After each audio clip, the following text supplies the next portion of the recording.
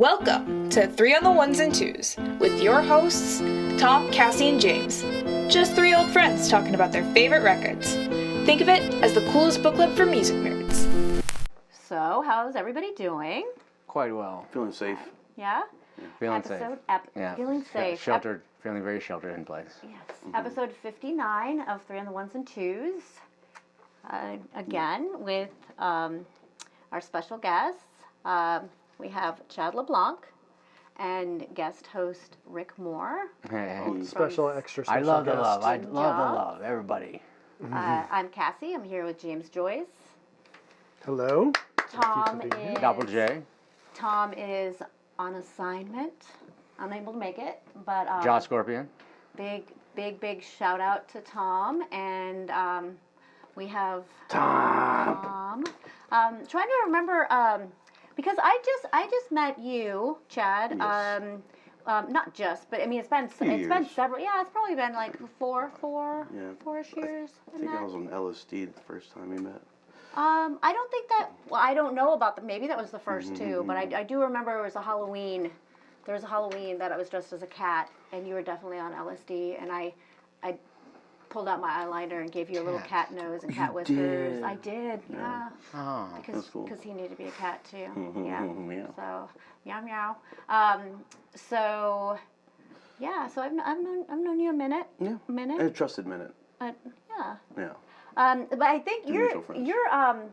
I'm interested because you're younger than most of us.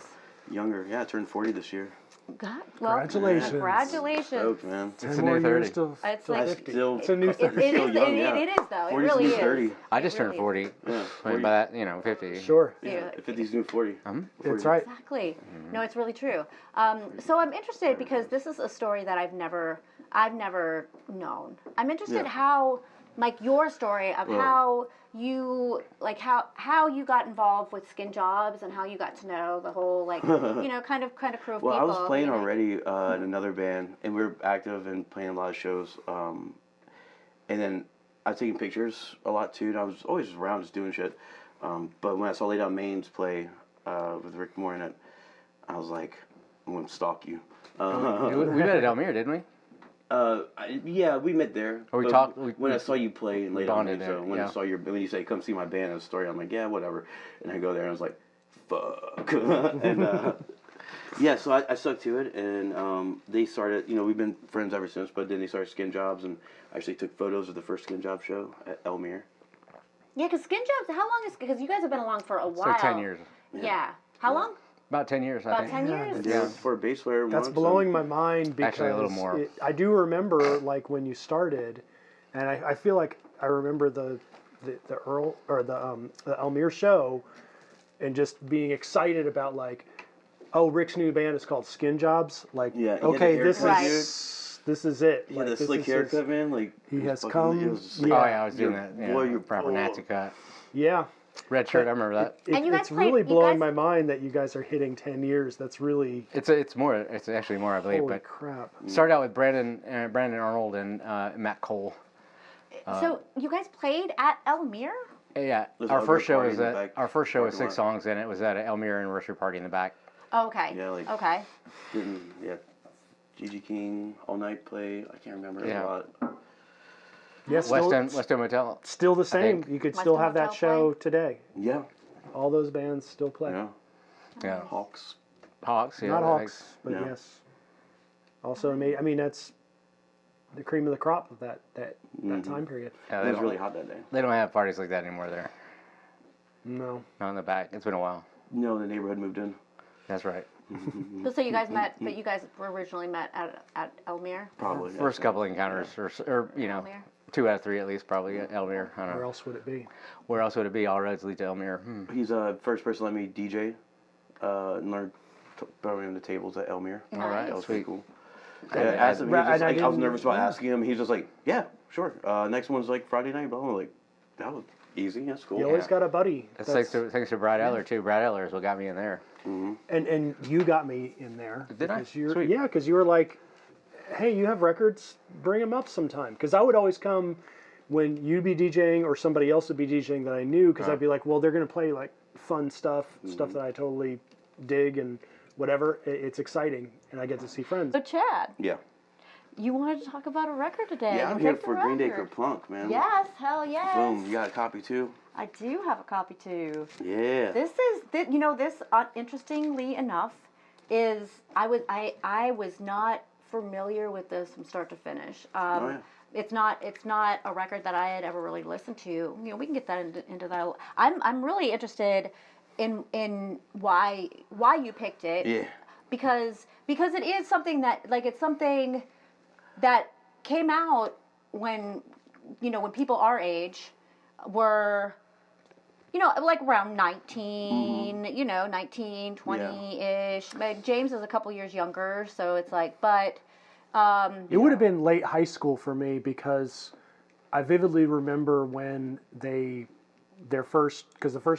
when they played when Longview came out. Yeah. I was a freshman. Me and Billy Nation listened. We got like a single promo copy, and we're like, "Oh, here's the new Green Day song or whatever." It was. and but- that so was I off was, Dookie, right? Yeah. I was prime age for Dookie. Prime age, ready to go. Yeah, exactly. Oh, yeah, Like- because like- but I was like- you're like, I You're didn't the know- test market. I was totally that Was market. Dookie on lookout? And no, Dookie was Dookie was That was their on major label Reprise. Yeah, debut. they left Lookout. But so you would have been probably about 11 Yes, 11, yeah. when Dookie came out. So yeah, it was Christmas night and Christmas Eve night. I got opened Christmas early. I got my first man. CD player, dude. Got my first Yes. CD player, and all I wanted was Dookie. That's all I fucking wanted. That and Dookie. I mean, it's talking about like I flipped. It's like whatever. So yeah, I'm listening to it. And my mom's like, she's like, let me see that CD. I'm like, all right, cool. So I give her Dookie, and she reads through it, and she's like, you can't have this because they say the words like fuck, shit.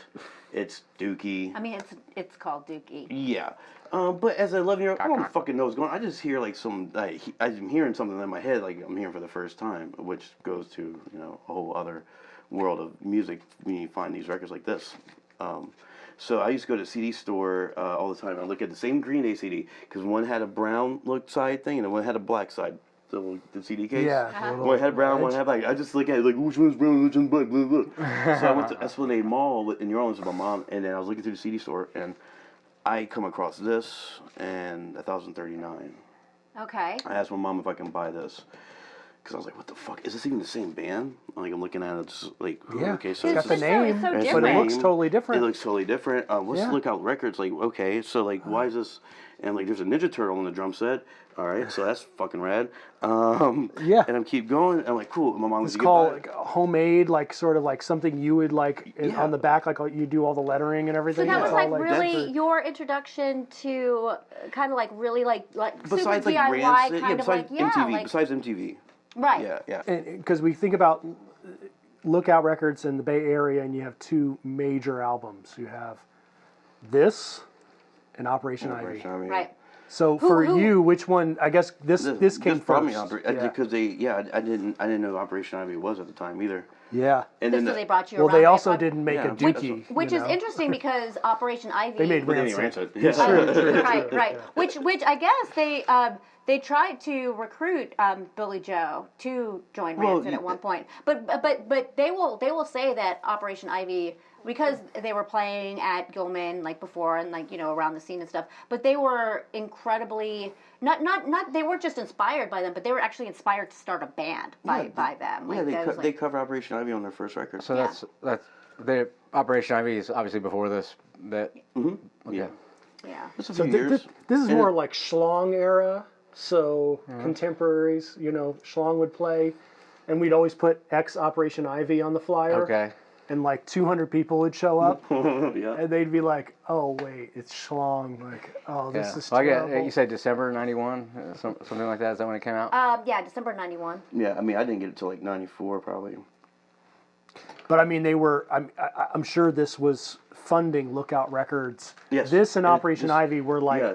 bankrolling Yeah, you got- Lookout Records for Definitely, yeah. years. Larry definitely banked Still. on that shit. Still, Yeah. Still probably But so sells. that's another thing when they went to major from this record is because Lookout couldn't handle the volume anymore. Yeah. And got outside their thing, and then yeah. and then it's like as a band growing to become Dookie and all that, like they're ruining it more the Lookout records. They're ruining it more as they get bigger, so you gotta like let them be doing their thing, and they have to move on so people can handle them. Besides that bullshit, I bought this on CD from allowance.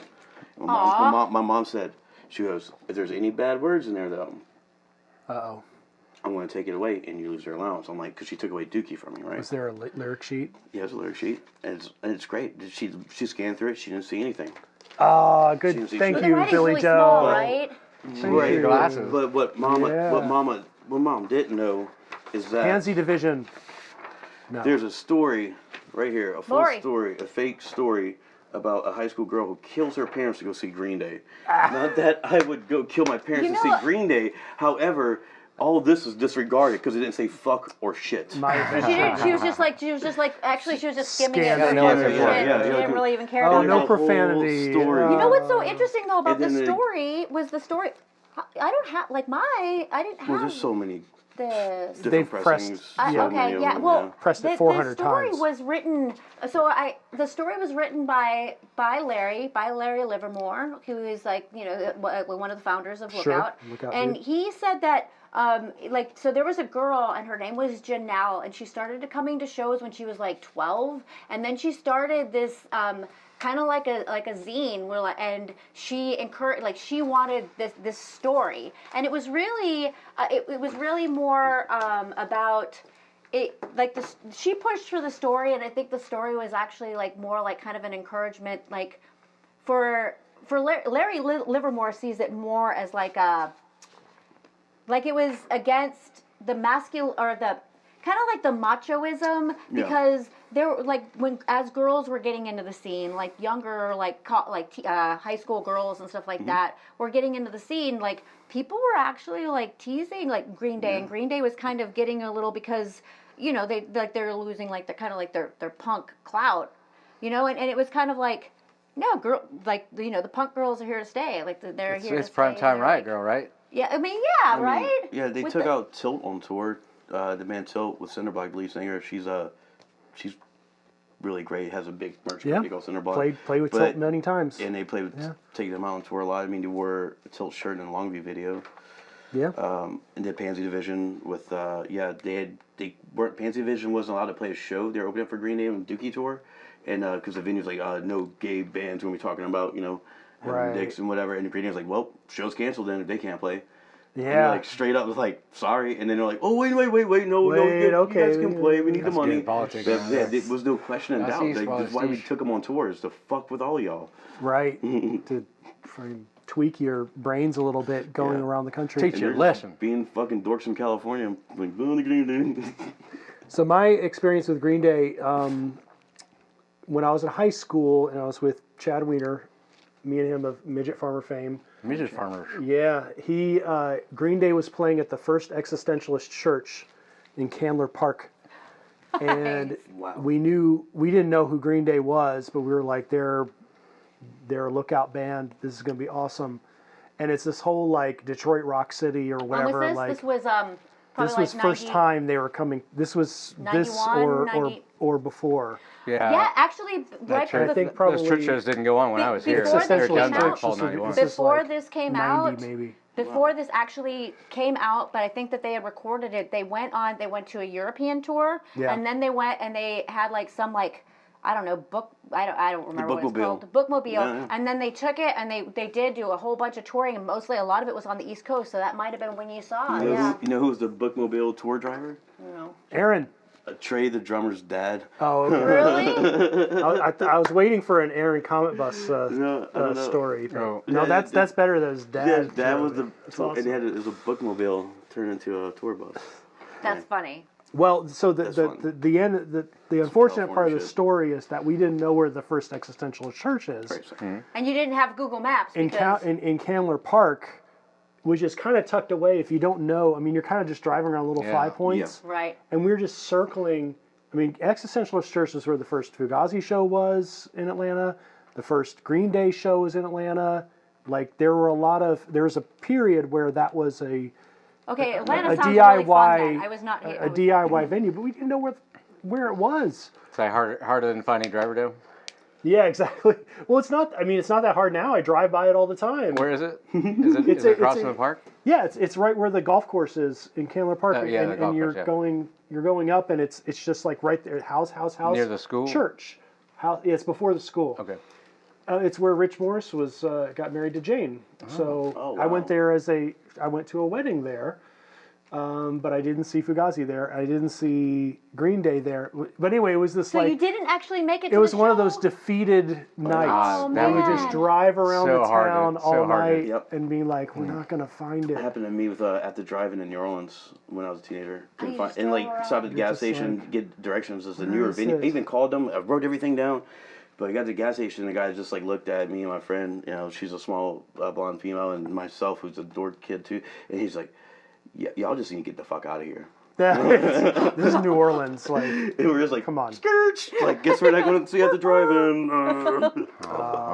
Yeah, Oh, so yeah, I didn't. I never So actually. you guys didn't. No, that's the bummer part. And and then I don't think they came back to Atlanta until they were on a major label, Right. maybe, and And then she you was know, bigger. and then it was just like they're playing the Masquerade Music Park or something like wow, that. yeah. They're playing with Bad Religion and whatever. So what is your thought about the scene in High Fidelity where the guy says, the girl from Roseanne comes in and says, "I really like Green Day. What band should I listen to or whatever? And I want to listen to bands like Green Day."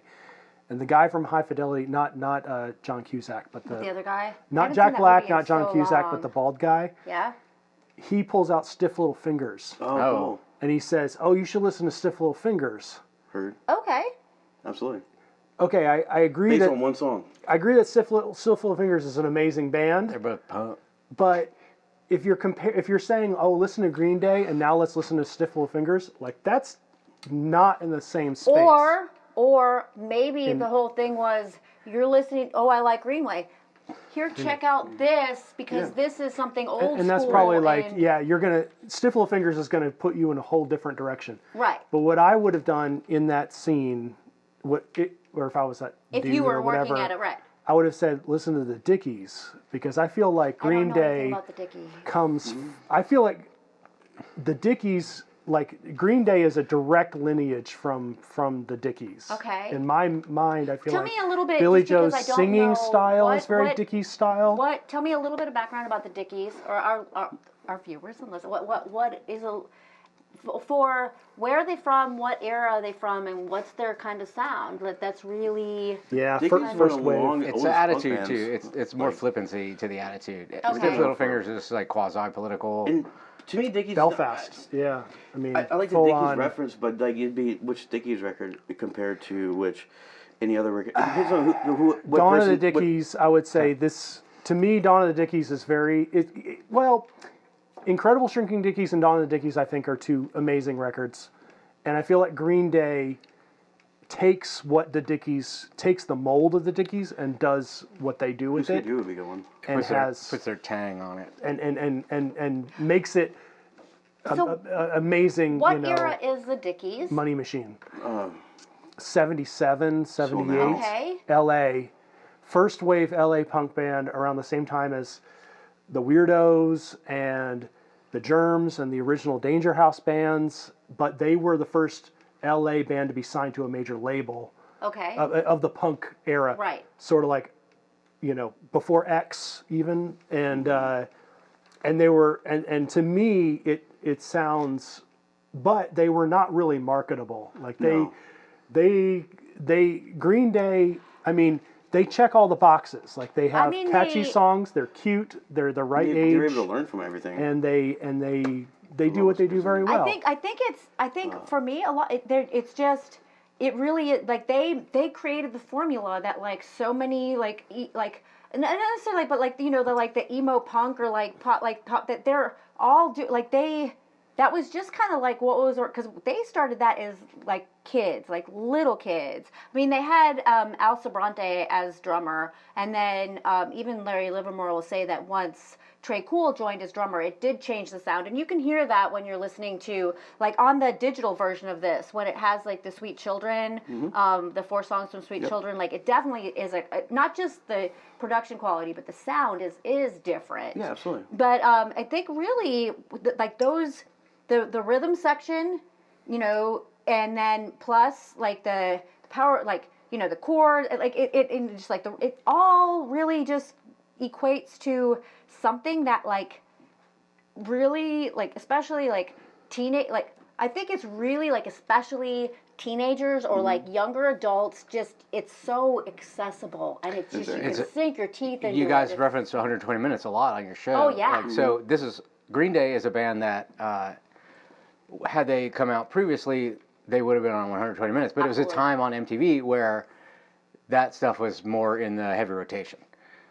Okay, yeah, you mean like It was that? on That's Alternative Nation at that point. Was that what their special show was called? With Kennedy. Yeah. I don't remember her last name, but they had. no, I think she just she went didn't by have a last Kennedy. name. She Okay, just was just Kennedy. Kennedy. Madonna, So Yeah. Kennedy. Her first name is the last name. I'm sure, you know, Green Day was played a lot at that point. So is Kerplunk your like, it's your jam, it's your kind of peak for them in... As far as peak goes, I don't know if there's a peak. This is just an important, it's probably the record album I've had in my possession Longest. not this actual record, but the album, something I've held on to since I was, because I found it. For me, I found it. Yes. You know, I Nobody saw gave it, it and to I risked that more $10 fundamental. allowance, and like, you know, but it had so much more meaning to it with the story, with the Being Lookout Records, with introducing me to other bands, with the DIY And the catalog. The catalog, You got all the catalog. Screeching Weasel in there. which is really fun and cool, and just to be able to feel out connected, there. like, and also here it's not major production, it's not major label production, like Dookie, which is great. Dookie sounds fucking phenomenal, but hearing something different, a little bit more like relatable, I guess, in a way, where it's like I can pick that, I can kind of like, it made more sense. Everything just kind of like broke down, and so I really like the record. I mean, the songs aren't really meaningful, I guess, to me in a way, because the sounds bring memories and fun, weird shit. But like this song right here, 80, that's about his wife, who's still married to, but he still has her in his cell phone as 80. That's a dumb little thing Really? you see over. Yeah. I know that 2,000 Light Years Away is about her. also about her. Yep. Yeah. He likes numbers with the people he loves, I guess. I don't know. Yeah, I guess. But it's code. And there's also a Ninja Turtle and thing. But anyway, besides that. Anyway, yeah, that's it. And I got a. Ooh, shit. Yeah, I want to hear about the. I got a little. Yeah. I got the little flower Get girl. your on the flower. shirt. So you got the that's flower awesome. from the shirt on the tattoo, and you got it because this record. I mean, this record is Well, obviously like it's something I've always wanted something tattooed from this record, but I never want to go to a tattoo shop and pay for something like, or like, I don't know. I was That's like, the cute, yeah. and so my friend was he started tattooing, and he was raising money for his dog's cancer fund, so like $50 and he'll do whatever kind of, and so I gave him that, and it was perfect because it went to like Right. his dog's cancer Oh, well, fund, yeah, because and it I went got to a good something thing, else, and yeah, you got yeah. something you wanted. Because this is like the first record that you found. You guys should have him on your show too, Chris Yonkers from Omni. Yeah. Oh. I gotta. He did that for me. Oh, he did that's the tattoo awesome. for that is awesome. That is Omni's great. what I think is really Yeah. interesting is that the cover art, the guy who did the cover art, this was supposed to be pink. Like in his mind, this was supposed to be pink, and there's supposed to be Really? I didn't know that. yes, and there's supposed to be a cityscape behind it. And he was really young because he did the insert for 39 Smooth, and he said that he did the insert when he was in study hall in high school, and then this was the next thing he worked on, and That's so cool. Larry Livermore said that.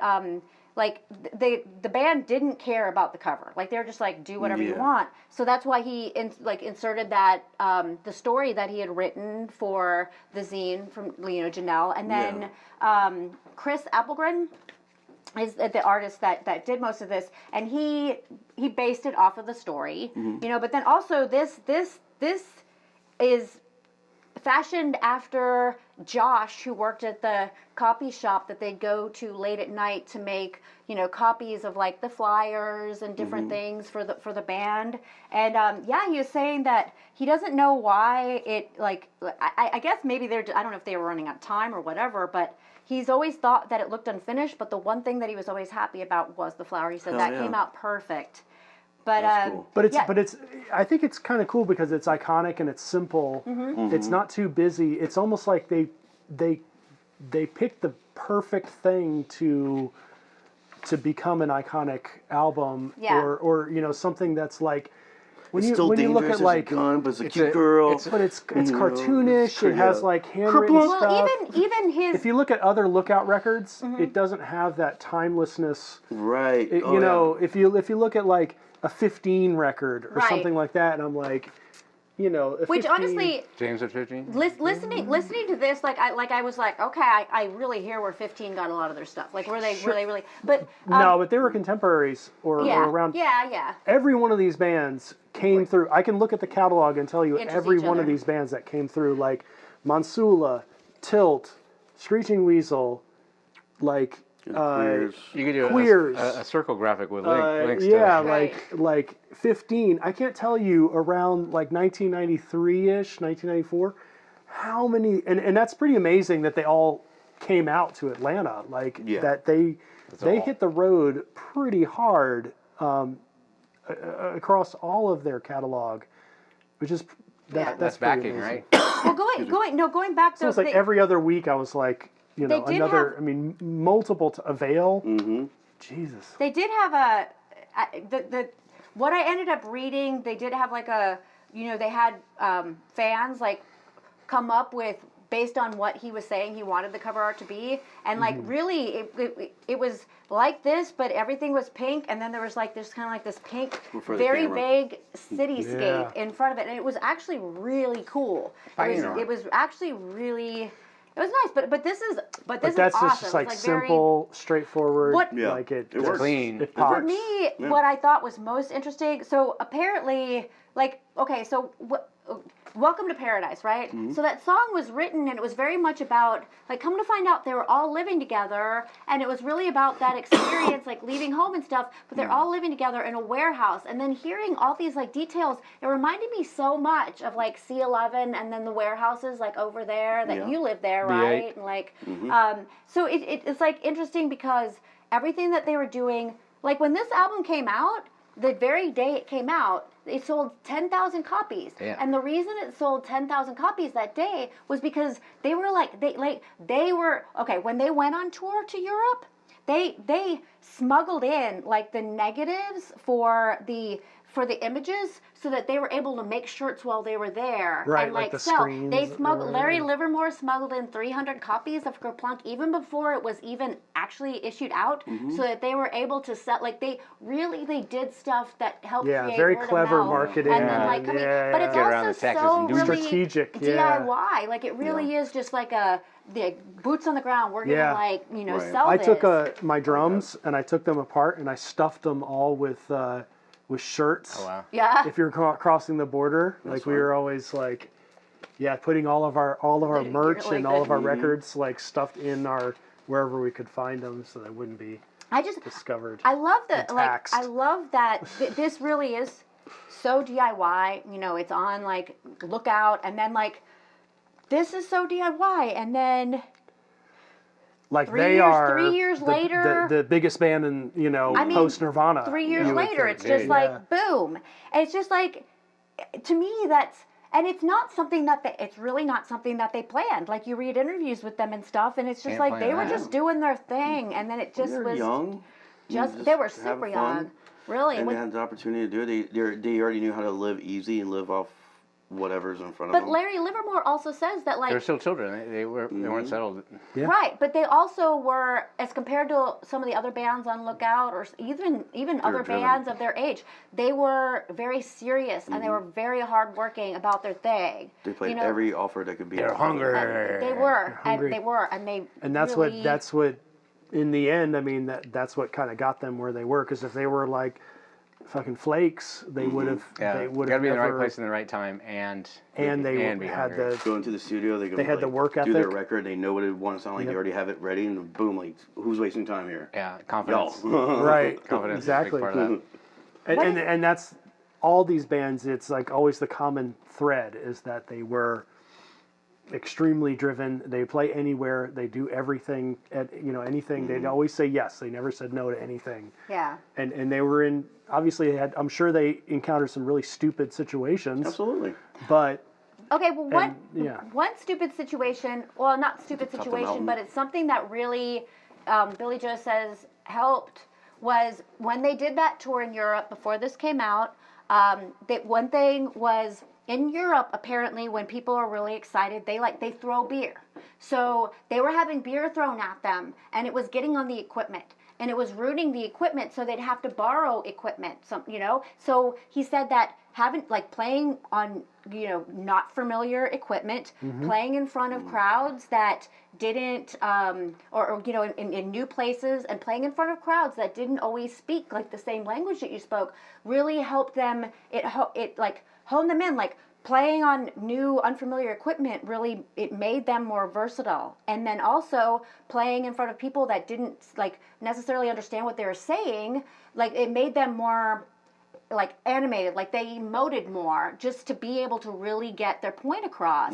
And that kind of when you see them play now, as much as they are really stars, but a lot of it's the theatrics, really where he Billy Joe when he's singing, he'll be all sad, and then he'll be all it's very Right, it's theatrical and sort of. and he it's the whole credits Broadway that, thing, yeah.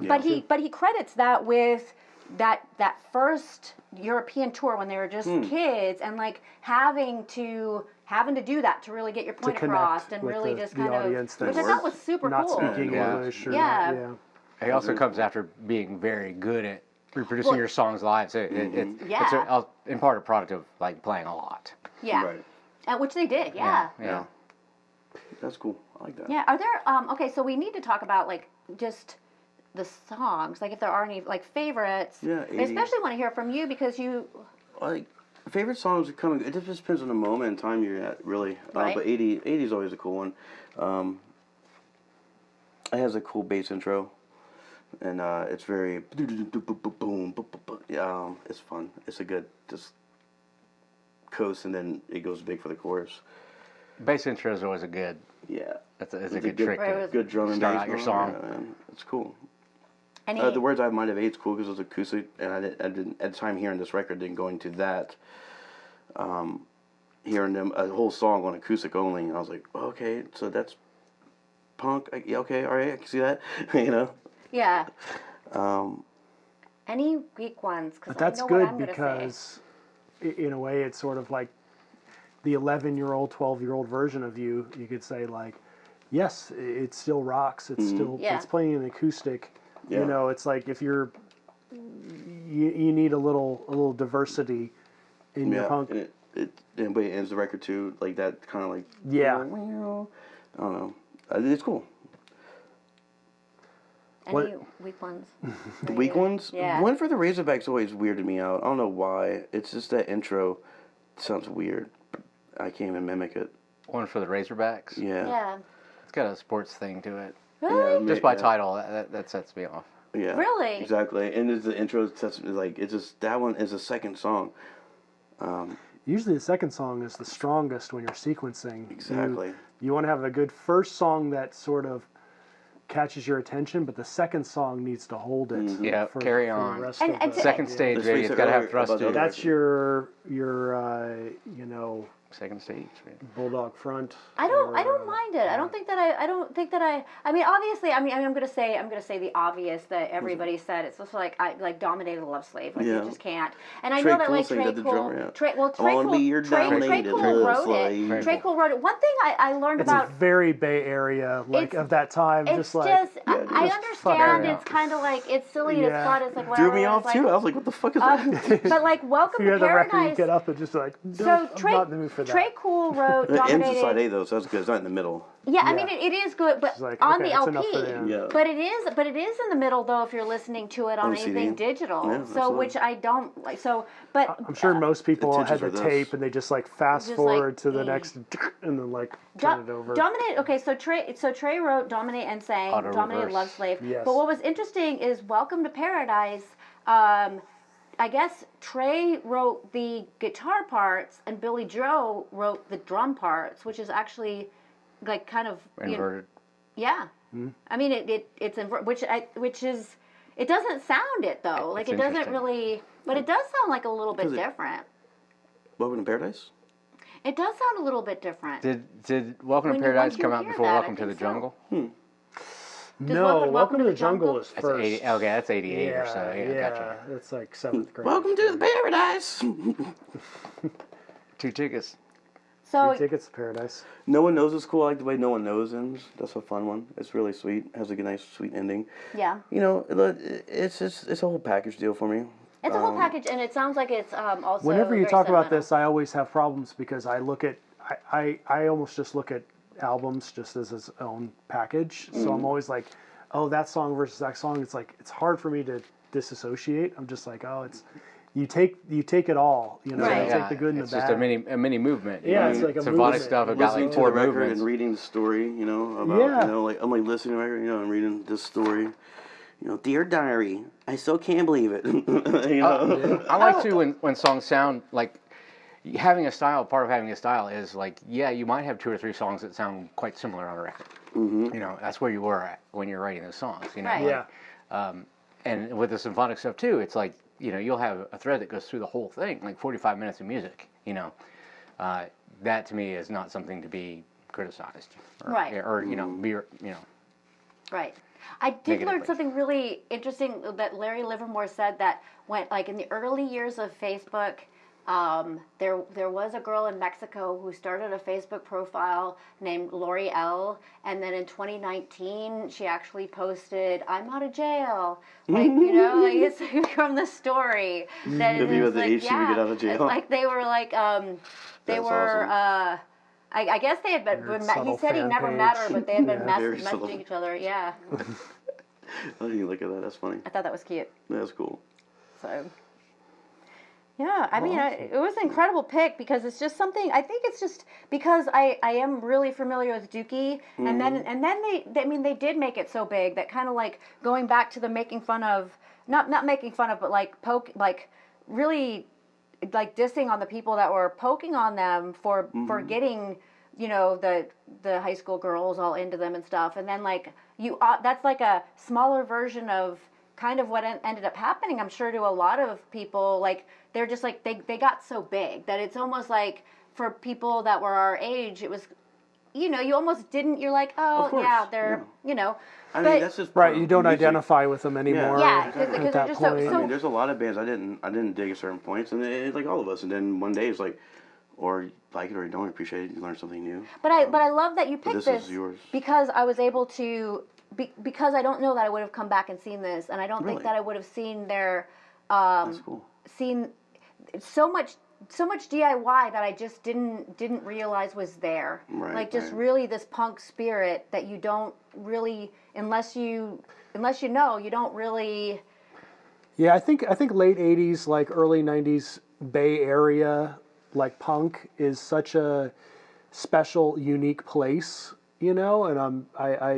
And I think Green Day, especially like this album, you know, kind of is such a encapsulation of that, you know, as well as obviously Operation Ivy and all the big bands of that time period. But I really look at, you know, with Gilman and, you know, even I just, to me it's a unique time and place. It is. Like New York would have been at certain eras, and Chicago in certain It just- eras, I and Yeah, places with density. Louisville, and you know. Well, thanks for bringing this. I'm Awesome. really excited about like I said, I haven't listened to those albums since I was in high school, so it was a little trip down memory lane. Yeah, yeah. It was yeah. I mean, I loved learning about this. So thank you for bringing this one. Hell yeah. Thank you guys so much for being guests, and shout out to Tom who couldn't be here, and definitely. I'm glad he didn't get shot by this girl. Definitely. And huge thank you to Dave and Lucy for letting us use their incredible tiki space. Lucy. And yeah. If you guys can only see what this place looks like. Tiki Boys HQ, they can baby. see what part of it looks like. Yeah. All right. It's not a green screen, I promise. Yeah, it's not a green shot. Thank you guys. Thank you. Thank you. Bye. Bye.